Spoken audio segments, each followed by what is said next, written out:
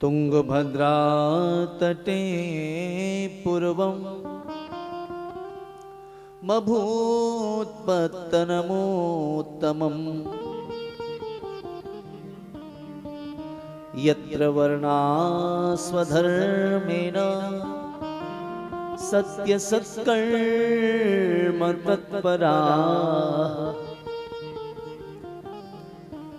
दक्षिण भारत में तुंगभद्रा नदी के तट पर कुंदनपुर नाम के गांव में एक ब्राह्मण वास करते थे जिनका नाम है आत्मदेव। ये वहां प्रकट होती है तुंगभद्रा और प्रवाहित होते होते आगे जाकर के गोदावरी में समाहित हो जाते हैं। अद्भुत भूमि है कुंदनपुर की। महाराज पंडित आत्मदेव बड़े ज्ञानी हैं। त्रिकाल संध्या करते हैं। धन का अभाव नहीं है जीवन में, लेकिन एक अभाव है, गृहस्थाश्रम में प्रवेश करने के बाद भी संतान की प्राप्ति नहीं हुई। गृहस्थाश्रम में प्रवेश करें और संतान प्रकट न हो तो इसको शुभ नहीं माना जाता हमारे सनातन धर्म में। कभी ऐसे घर को जाके देखें जिस घर में किलकारी नहीं गूंजती, बच्चों की चहचहाहट नहीं सुनने को मिलती, वो स्मशान की भांति भूमि लगती है वह आंगन, उस आंगन की। पत्नी है, नाम है धुंधली। धुंधली का अभिप्राय होता है जिसकी वाणी कर्कश हो, जो सिर्फ अपनी अपनी ही चलावे, जो धर्म से विमुख है, सेवा से विमुख है, सत्कार से विमुख है, वह धुंधली है। जिसके अंदर की सेवा की भावना नहीं, अतिथि सेवा की भावना नहीं, जिनको मंदिर, संत, गुरुजन, सत्संग प्रिय नहीं लगते, वह धुंधली है।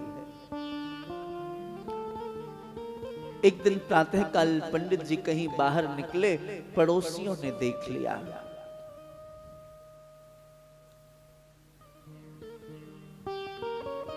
मुख से निकल पड़ा,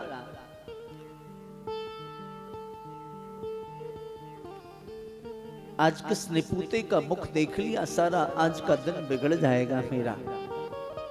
अच्छे पड़ोसी भी भगवान की कृपा से मिलते हैं। हृदय में बड़ी ठेस पहुंची।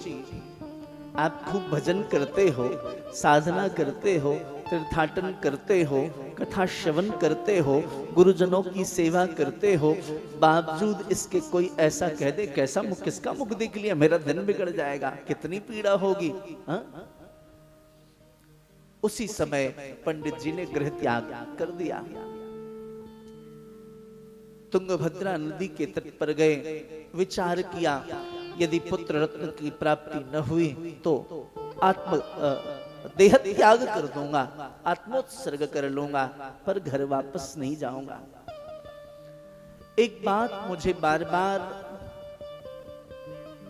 मेरे अनुभव में आती है और मैं कथा में कहा भी करता हूं, आपके द्वारा, हमारे द्वारा संसार के किए गए प्रत्येक कार्य निष्फल हो सकते हैं, लेकिन हमारे द्वारा किया जो सदकर्म है, जो शुभ कर्म है, जो मंत्र जाप है, जो सेवा है, यह कभी निष्क्रिय निष्फल नहीं होती।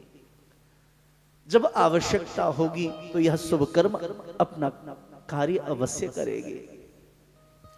निश्चित है यह बात। संसार के जितने लोक व्यवहार हैं, लोक धर्म हैं, जब संकट काल आएगा तो ये व्यवहारिक लोग एक बार खड़े नहीं होंगे, लेकिन जो ये शुभ कर्म है, जो सदकर्म है, जो जप है, तप है, पूजन पाठ है, सत्संग है, संकट काल में यही काम आता है। आयु छोटी है लेकिन अनुभव बहुत बार ऐसा किया है मैंने। एक संत का सुभागमन हुआ, पंडित जी हताश बैठे, बोले पंडित जी क्या बात है, बड़े निराश हो? बोले महाराज आप तो त्रिकालज्ञ हैं, आपको बताने की क्या आवश्यकता है? बोले नहीं बताओ तो सही। आंखें नम हो गई। बोले गृहस्थाश्रम मैं रहने वाला ब्राह्मण हूं, त्रिकाल संध्या करता हूं, नित्य 21,000 गायत्री का जप करता हूं, फिर भी गृहस्थाश्रम की जो परम गति है वह हमें नहीं मिल पा रही।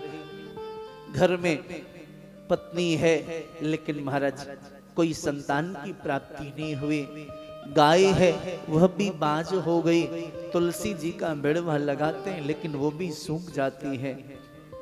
शिवांशु कल ध्यान रखना, एक तुलसी जी का बिड़वा यहाँ भागवत जी के सामने लग जाए, आज कथा के बाद ही बात मिलते हैं। राहुल ले आना।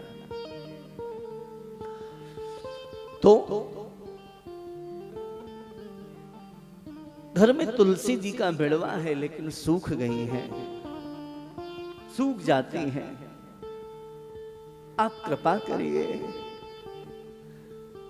संत ने मस्तक की रेखाओं को देखा और भविष्यवाणी की, पंडित जी सप्त जन्मावधि तैवम पुत्रो नैव च नैव च, एक जन्म की कौन कहे 7 जन्म पर्यंत आपको पुत्र रत्न की प्राप्ति नहीं हो सकती। बहुत ध्यान से सुनना इन कथाओं को, ये कथाएं आपको श्री ठाकुर जी से जोड़ेंगी, आपके गुरुदेव से आपको जोड़ेंगी, आपके श्रद्धा और विश्वास को प्रगाढ़ करेंगे। कई बार लोग थोड़ी सी अवस्था में टूट के बिखर जाते हैं, इतना भजन किया, इतनी कथा की, इतनी कथा कराई, इतना शुभ कर्म किया, फिर भी ये फल मिल रहा है। अस्वस्थ हो गए, बीमार हो गए, समाज में छवि खराब हो गई।